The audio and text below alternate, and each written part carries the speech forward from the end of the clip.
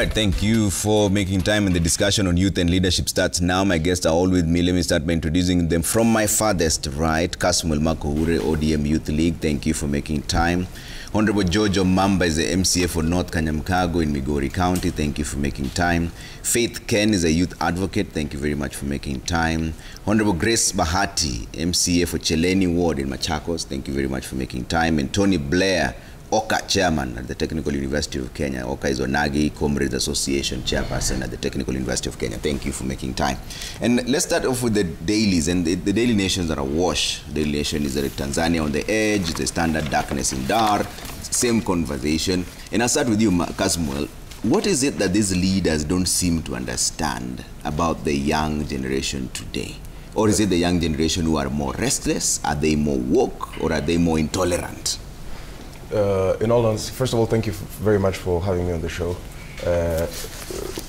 First, I'm still in the period of mourning of the passing of the Chief of the Golden Heart, His Excellency Right Honorable Raila Amolo Odinga, and to all of his party structures, to all of his party members, to the entire Kenyan family that is in mourning, I want to say pole sana, my condolences before we delve into the dailies.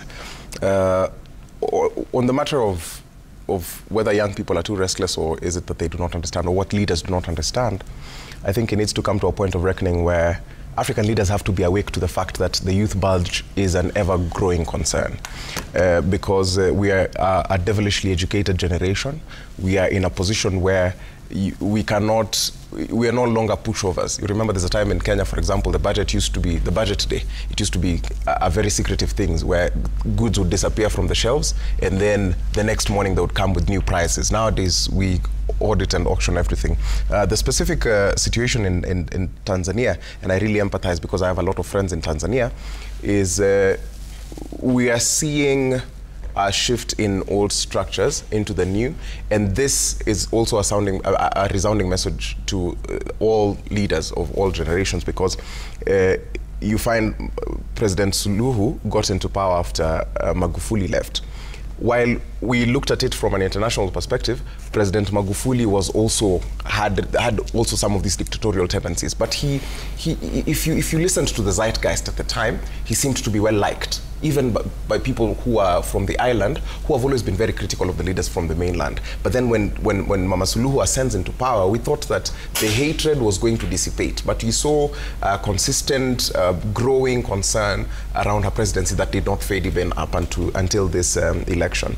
The consistent suppression, if we work with suppression of opposing or dissenting voices, this will always be the case. So Tanzania is the classic example of the importance of preserving the democratic space. Even if you disagree with them as a leader, ensure that the democratic space is preserved, because from the tempers we saw that people said it was as if President Samia was running against Suluhu.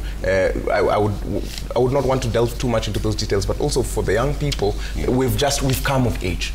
Opportunities are not there. We've studied; they are not being availed. We are being told that we are the leaders of tomorrow, but nobody's showing us a clear path. This is a clarion call to all the nations in the region that the youth have come of age and they have awakened. So it will be important for existing leaders to deal with the youth bulge and to preserve the democratic space. As long as the democratic space is tampered with, the youth are always going to find a way of getting out with it. You cannot.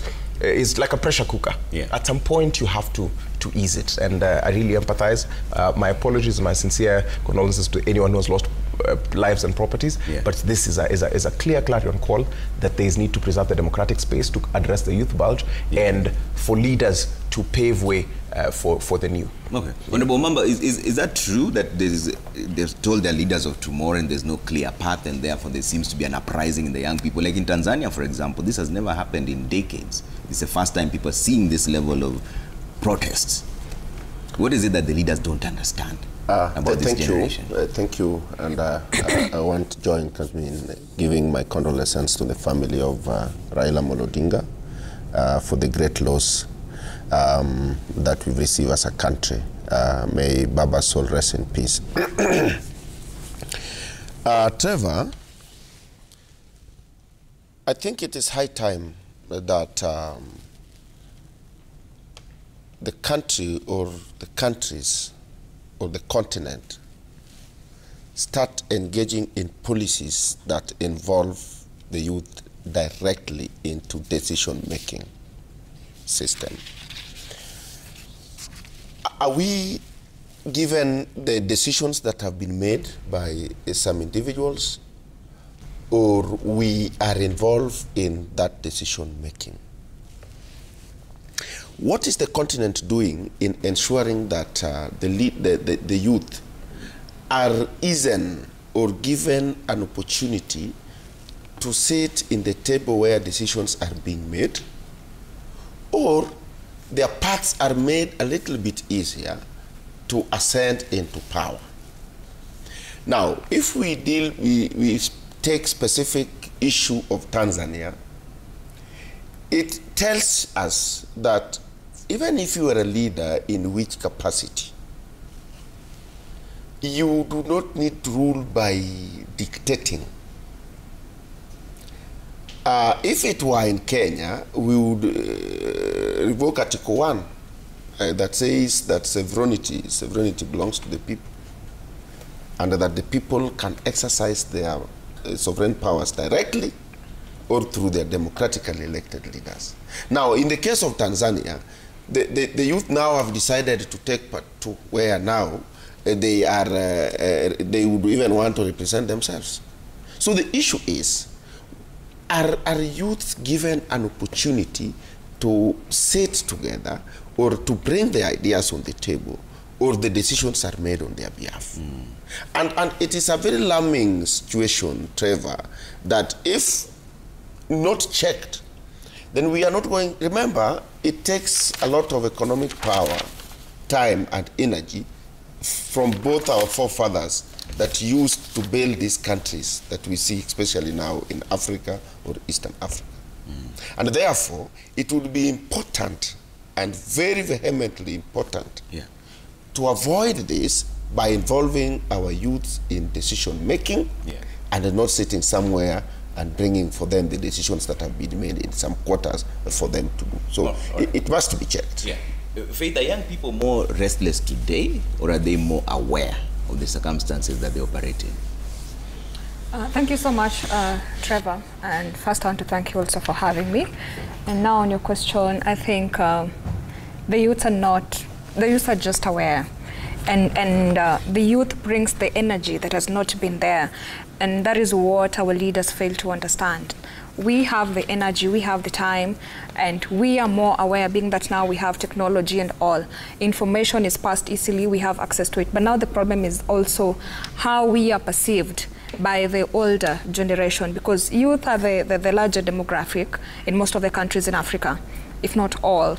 But still, when it comes to decision making and access to opportunities, access to resources, access to networking and funding, we're still being sidelined for not being enough, or the idea of we still have time.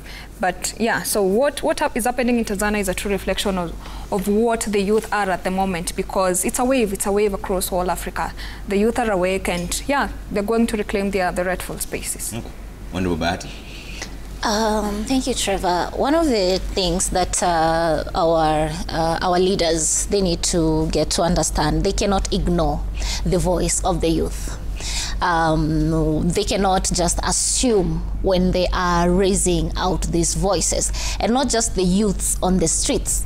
We're also speaking about the youths and the young people who are already in position and in power. It's not that these leaders, they are oblivious of what is happening in our country or in their countries. It's just they want to assume they will insert and make sure they suppress us and push their agenda, regardless of even when the people are saying, we are not okay with this.